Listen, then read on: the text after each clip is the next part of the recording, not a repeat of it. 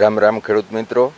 આજે 23/12/2025 એટલે કે ખેડૂત દિવસ। તો મિત્રો આપણે માટે જે ખેતી છે એ અને ગૌપાલન છે એ સિક્કાની બે બાજુ છે।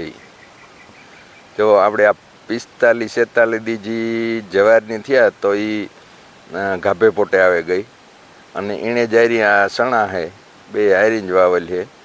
તો આપણે એમાં જે ઉપયોગ કરીએ એ જૈવિક ખાતરનો ઉપયોગ કરીએ અને ઓર્ગોનિક દવાનો ઉપયોગ કરીએ તો અને એ પણ આગતરા આયોજન કરે અને એનો ઉપયોગ કરીએ અને આપણી જે ખેતી છે એ અટાણે એટલી ફળદ્રુપ થઈ ગઈ કે અટાણા સુધીમાં આમાં આપણે કંઈ કીધું ને 2-5 દી પહેલાં આપણી વિડીયો જે મેલ્યો હતો એમાં આપણે જોયું હતું કે ભાઈ ખેડૂત છે એ પોતાનો પાકનો ડૉક્ટર પોતે જ કહેવાય કે આ મોલની કાર પાણી જોઈએ, મોલની કાર દવાનો ઉપયોગ કરવો અને કેવી દવાનો ઉપયોગ કરવો, કેવા ખાતરનો ઉપયોગ કરવો, કાર પાણી આપવું।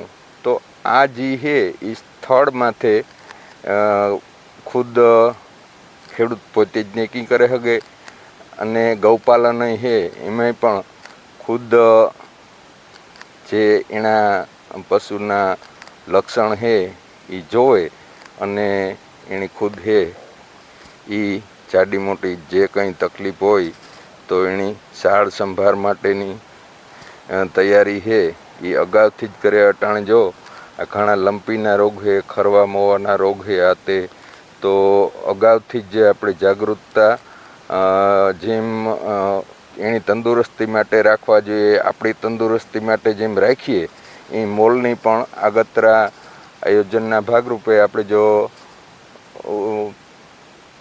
દીર્ઘ દ્રષ્ટિ થોડીક વાપરીએ તો જાજી નુકસાન વેઠવી ન પડે।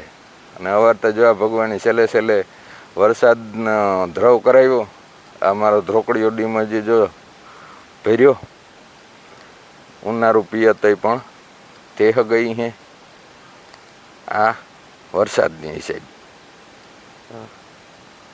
3 પાક લેવા હે બાકી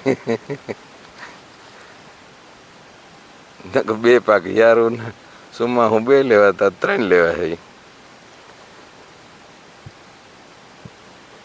જો આ સણા હે એને 48 દી જેવું થયું એવો પોપટાની શરૂઆત થઈ ગઈ અને બહુ હાઈ કલર પોઝિશન છે। તો આવજો મિત્રો, ખેડૂત દિવસની બધાને શુભકામના।